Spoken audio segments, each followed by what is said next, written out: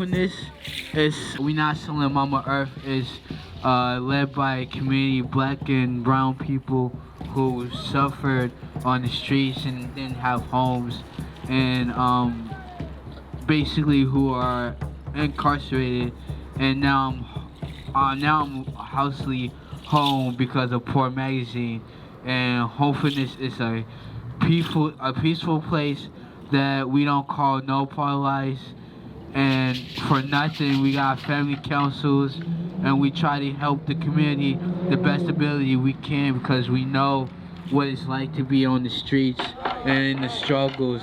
Like, it's nobody like us, you know what I'm saying? Without us, about us. Homefulness is a project that Tiny has been working a part of since I think '96, and it's basically educating people about Mother Earth, about the powers to be, also helping to give people a place to exist, a place to live. She's trying to give back Mother Earth to the people, the indigenous people on this planet. Homefulness is a good thing because, like I said, it takes homes and it takes fullness, and it makes it a family where a co-op can become a family, and Homefulness would be a family. Homefulness is a landless people's movement created by poor people and houseless people. It's the reason why I'm currently housed and able to go to school right now. Homefulness was started by my mother and my grandmother. It was a dream originally when they were themselves unhoused in San Francisco, and now we've been able to make it work after 11 years of nonstop fighting with the city and sweat labor. We as poor people know that it isn't just a roof that we need. So non-profiteers come up with these terms like affordable housing, which of course really isn't affordable in nowadays. Or we're gonna build a lot of tiny homes. But what they never include is that it absolutely has to incorporate community, interdependence, love, and healing. And these are the things that have nothing to do with profit, have nothing to do with capitalism, as I call it, have nothing to do with anti-social work and non-profiteering, and it isn't a savior that we need. We don't want your crumbs. We want our own self-determination.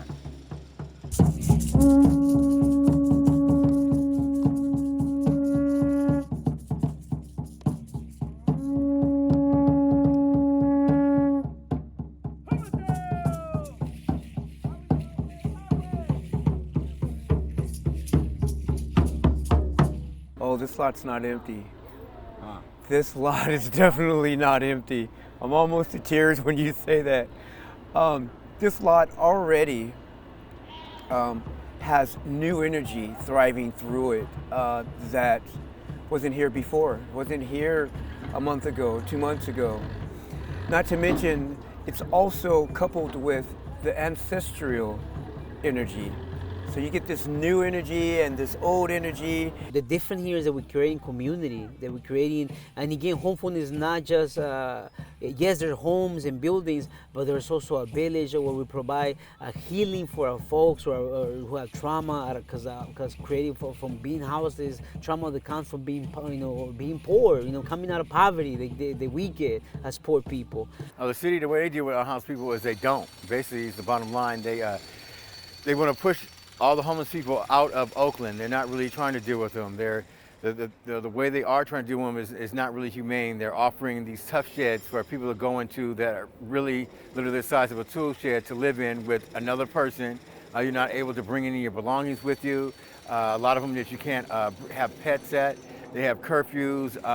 It's basically living in a concentration camp. This is a historic day because we're collaborating with our fellow landless and houseless warriors from Wood Street Commons and Cobb on Wood and EFAM, these violent evictions, and that's what they are, of poor people's bodies and lives and belongings, otherwise known as a sweep, have been happening all across occupied Turtle Island.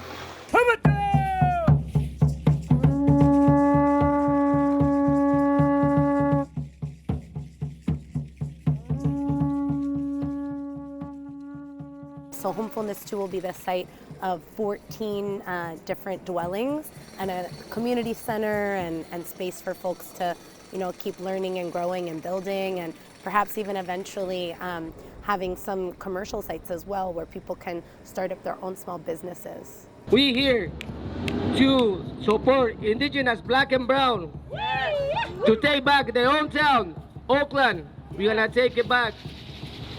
My name is Israel Munoz. I'm a former homeless on San Francisco. But today it's very important for every single person in here, as people get together and show everybody the system, but we can do it without the system. That's right. A co-op is that everybody participates. I mean, from the building from the ground up, we expect everybody to put their percent in that they can do. We know that there's elders and people who don't have muscles, but maybe if they don't have muscles, they have intelligence.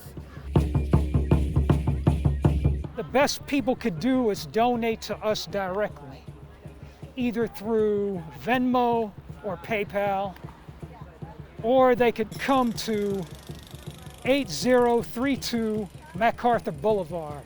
And every first Thursday of the month, POORmagazine holds the community newsroom, which is the ground floor that is open to the public. So folks can get to know what POORmagazine does and the purpose of Homefulness. It's beautiful that we have the people who are going to be moving in here today working, like John and Jazz, people who are going to be benefiting from this and actually working with us to help and free this land from the asphalt covering that it has. These beautiful projects would not be possible without the collaboration and the horizontal collaboration with folks with raising class privilege.